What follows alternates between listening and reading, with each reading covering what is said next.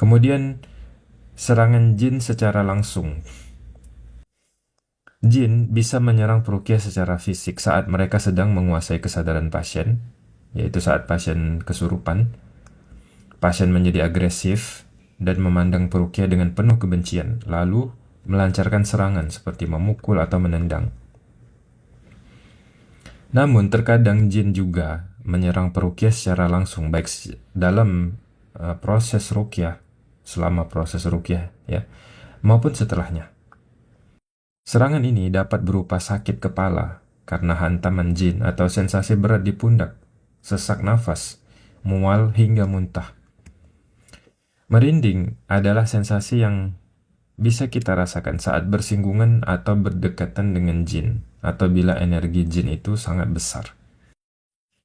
Kehadiran jin di tubuh pasien atau di ruangan tempat sesi ruqyah membuat udara atau hawa di sekitar situ menjadi terasa berat.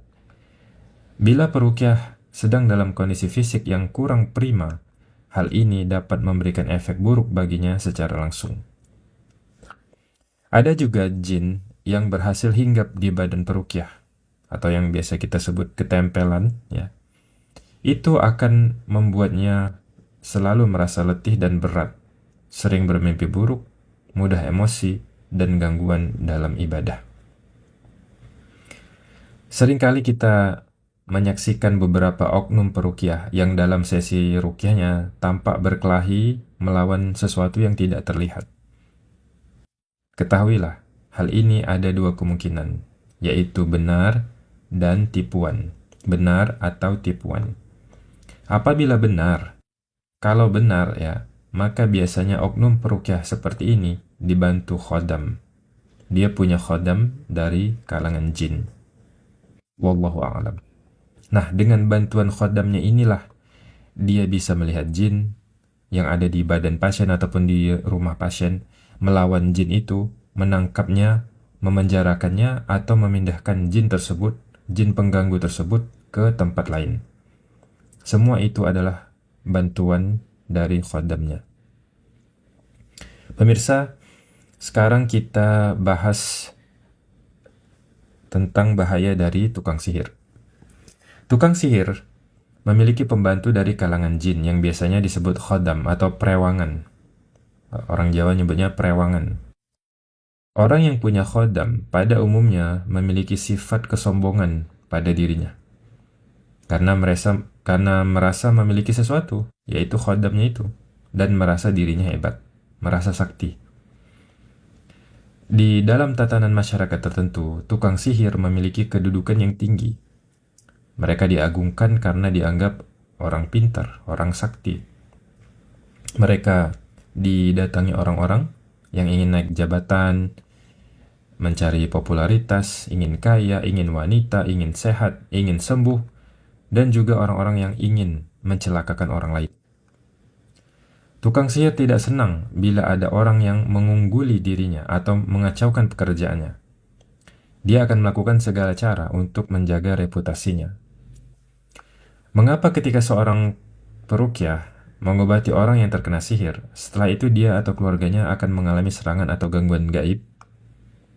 Mekanismenya adalah sebagai berikut. Yang pertama, informasi dari jin yang bekerja pada pasien. Jin kiriman tukang sihir yang ada pada pasien, baik itu di badannya maupun di luar badannya, akan memberitahu tukang sihir saat seorang peruqyah coba mengobati pasien tersebut. Yang kedua adalah informasi dari jin di tempat pasien. Sihir dengan tujuan tertentu melibatkan sejumlah jin yang hanya bertugas memberi serangan atau gangguan ketika pasien sedang berada di tempatnya, misalnya di rumahnya atau di kantor, di tempat usaha, di mobil misalkan, dan yang lainnya. Mereka hanya tinggal di tempat, tidak mengikuti kemana pasien pergi, dan hanya memberikan serangan atau gangguan saat pasien berada di tempat itu. Nah, ketika peruqyah datang ke tempat pasien untuk membersihkannya, maka jin-jin ini biasanya akan langsung memberitahu tukang sihir. Yang ketiga adalah jin utusan tukang sihir saat sesi ruqyah. Setelah ada laporan dari jin yang ada di badan maupun di tempat pasien saat sesi ruqyah berlangsung, Biasanya tukang sihir akan mengutus jin yang menjadi mata-matanya, mengamati proses ruqyah, dan mengukur sejauh mana kemampuan peruqyah. Apabila dia menghendaki, maka bisa saja tukang sihir langsung mengutus jin lain untuk menyerang peruqyah saat sesi ruqyah sedang berlangsung. Serangan ini bisa dilakukan secara langsung maupun melalui pasien, yaitu saat pasien sedang kesurupan tentu saja. Bila proses ruqyah berhasil membatalkan sihir, tukang sihir biasanya akan melakukan balas dendam pada peruqyah. Dia akan mengutus jin peliharaannya untuk mengamati peruqyah setelah ruqyah selesai dan mengikuti peruqyah tersebut sampai ke rumahnya. Saat ini, tukang sihir memperoleh informasi tentang keseharian peruqyah, bagaimana ibadahnya, bagaimana zikir penjagaannya, serta istri dan anak-anaknya.